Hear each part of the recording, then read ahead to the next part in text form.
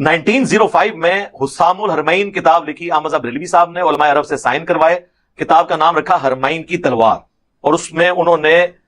5 لوگوں پہ کفر کے فتوے لگائے، ایک غلام احمد قادیانی دجال کے اوپر اور 4 علماء دیوبند پہ، اور کنکلوڈ کرتے ہوئے انہوں نے لکھا کہ ان تمام لوگوں کے کفر میں شک کرنے والا بھی کافر ہے، یعنی تمام فرقہ دیوبندیہ، چلیں قادیانی کو تو ہم کافر مانتے ہیں، باقیوں کی بات ہو رہی ہے، اور انہوں نے کہا یہ مرتد ہیں، یعنی واجب القتل۔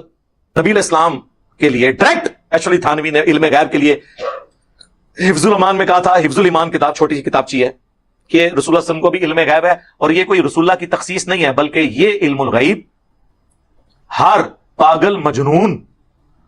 اور جانور کو بھی حاصل ہے، کہ اس کی بھی چھٹی حصے اس کو آنے والے معاملات کا پتہ چل جاتا ہے۔ رسول اللہ کے علم الغیب جو وحی کی تائید کے ساتھ تھا اسے تشبیہ دی، اسی لیے اسامہ الحرمین میں احمد بریلوی نے ایشوری تھانوی پہ کفر کا فتویٰ لگایا، بالکل ٹھیک لگایا،